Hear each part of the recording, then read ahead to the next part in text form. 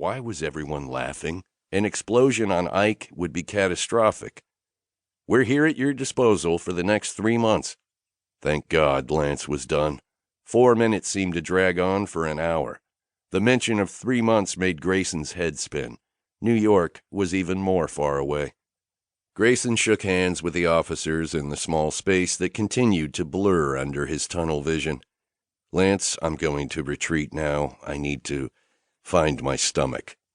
Lance chuckled. Okay, I'm good here. I think I've met everyone now. Try to smile once in a while, okay? Practice in your mirror. In a few weeks, you won't even feel it. He turned away to continue talking to the officers as Grayson made his way to his stateroom. Was it nighttime yet? Grayson didn't have a clue. Being on a ship warped all sense of time and space. He wasn't sure the last time he saw sunlight. You won't even feel it. For the past 4 weeks, Grayson had repeated that mantra. What a crock. Lance had been so very wrong. Grayson wobbled around, nearly bow-legged to account for the ship's roll. Supposedly, sailors had the most difficulty when transitioning back to land, but it was completely backward for him. He couldn't wait for the opportunity to touch solid ground again. Grayson faked his sanity through the classes he taught, and continued to fake it as he discussed new ideas within the reactor spaces. But as soon as he was in private, he hunched over and took deep, calming breaths. As time passed, only one thing seemed to ease his seasickness: stress. He welcomed the overlapping schedules and non-stop movement of the military. He even assisted with whatever he could when he was allowed on deck. Within the first few days, the ship conducted a man-overboard drill, and Grayson nearly threw Lance off the side of the ship because he wouldn't stop fixing his hair. This last week, there was training, more drills, and meetings that filled the days as part of the carrier air wing worked on their planes. After getting out of his latest meeting with a group of young naval officers, Grayson smiled. They were excited and willing to work. A burst of pride filled his chest as he checked the dials on his watch. Half a day had already gone by. Grayson meandered through the hallways and angled his shoulders so a group of sailors could pass him. While walking through the P-ways, he tried to avoid the short kickers sticking out at the base and head of the walls. Those bastards were every 10 feet. The death traps had an eye on Grayson's shins. Outside the dining galley, Lance rocked on his heels with an expression of delight on his face. His skin practically glowed. He smiled as Grayson approached.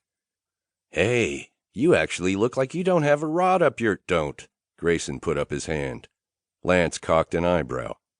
This is a ship full of sailors. Are you seriously going to hold lab rules over my head right now? Grayson's rule number 53, no foul language. Swear on your own time, but per clause 5 of our company policy, we have an image to uphold while we're here. Grayson's lip quirked in a half smile. You were never good with numbers in college?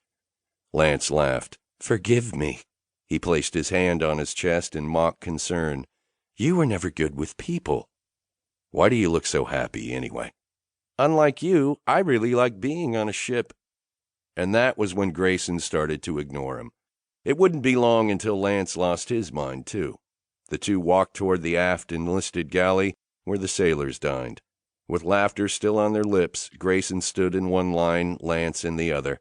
They watched each other as they made their way to the food, seeing who would get there faster. 30 minutes later, Lance smirked as he reached his buffet first. Grayson should have opted for the self-serve bar. That would have been much faster, but he didn't want a salad after starving himself in hopes that his nausea would go away. Now he wasn't sure if he was sick or just famished. Lance grabbed a hot dog and a hamburger and joined Grayson in his line. Looks like your line has actual food. I'll trade you a hot dog for a steak burrito. Holding out his hot dog, Lance raised his eyebrows. When we're back in New York, I'll even sort through your emails for you. I'd do anything for a piece of steak right now. Grayson shook his head and grinned. Never. In an instant, Lance was shoved forward a step and Grayson steadied him. Tossing a dirty glare over his shoulder, Lance thinned his lips to a fine line. A petite woman smiled at him and put her hands up in defense. So sorry. Lance's scowl transformed into a wide grin, and he stood taller.